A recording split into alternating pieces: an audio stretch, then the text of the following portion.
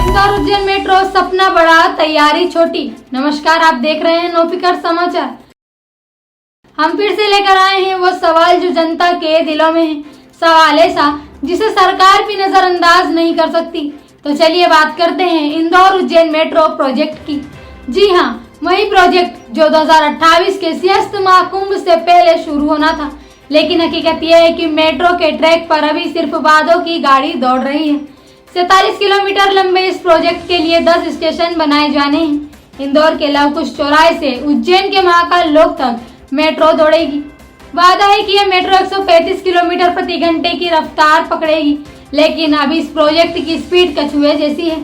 10,000 करोड़ रुपए का ये प्रोजेक्ट कागजों में तो धांसू लगता है, लेकिन फंड की कमी ने इसे अधर में लटका दिया है।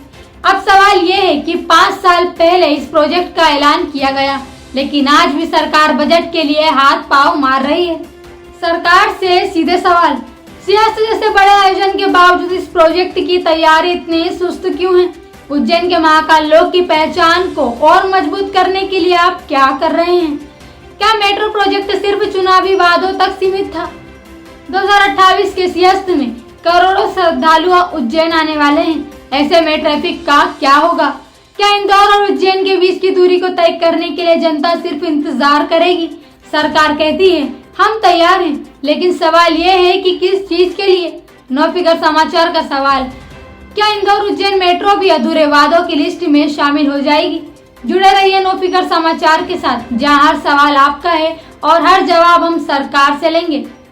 संवाददाता मोनिका शर्मा के साथ मैं आयुषी, नौफिकर न्यूज मध्य प्रदेश।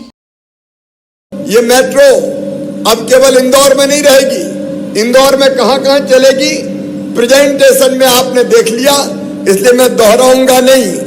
लेकिन अब हमारा संकल्प है मेट्रो इंदौर से पीथमपुर भी चलेगी। उसका भी सर्वे का काम चल रहा है, काम प्रारंभ किया जाएगा। और दूसरे, इंदौर से उज्जैन तक मेट्रो चलना चाहिए। अरे चलना चाहिए तो बोलो महाकाल महाराज की। तो हमारा ये संकल्प है कि 2028 के सिंहस्थ में आप इंदौर से मेट्रो में बैठ के उज्जैन महाकाल बाबा के दर्शन करने जाएंगे। उस काम को भी हम प्रारंभ करेंगे। एक बात और हमारे सांसद जी ने कही है, इंदौर को मेट्रोपॉलिटन अथॉरिटी। तो अब इंदौर बहुत तेजी से विकास कर रहा है, आसपास के क्षेत्र बहुत तेजी से विकसित हो रहे हैं। इसलिए इंदौर एवं आसपास के क्षेत्र को समुचित विकास के लिए मेट्रोपॉलिटन अथॉरिटी बनाई जाएगी यहाँ पे, ताकि तेज गति से अपना इंदौर आगे बढ़ सके। एक समस्या और यहाँ रजिस्ट्री पे बैन लगा हुआ है, मुझे बताया गया गांधीनगर में, और गांधीनगर वासियों ने भी मेट्रो के निर्माण में पूरा सहयोग दिया है।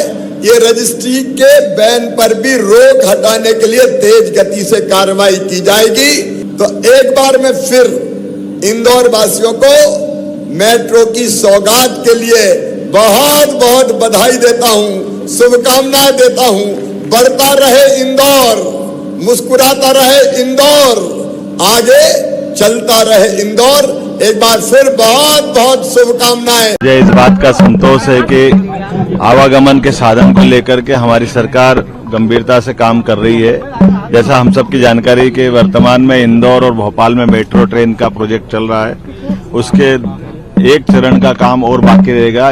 इसी साल ये दोनों मेट्रो के चरणों की शुरुआत होने जा रही है। साथ ही साथ हमने निर्णय कल किया है कि वंदे भारत मेट्रो, यशस्वी प्रधानमंत्री ने एक नया मेट्रो का और नया वर्जन निकाला है। उस आधार पर हमारी बनी बनाई रेल पटरियां, उसमें वंदे मेट्रो, उसकी स्पीड भी डबल हो जाएगी। तो इस मेट्रो के बजाय वंदे मेट्रो का भी प्रोजेक्ट ले सकते हैं। साथ ही साथ कुछ ऐसे छोटे इलाके जिस इलाकों में आवागमन ज्यादा है, लेकिन मेट्रो के प्रोजेक्ट को या किसी प्रकार से अंदर करने में बड़ी कठिनाई आती है, तो रोपवे के माध्यम से, केबल कार के माध्यम से भी यातायात की व्यवस्था में सुव्यवस्था स्थापित कर सकते हैं।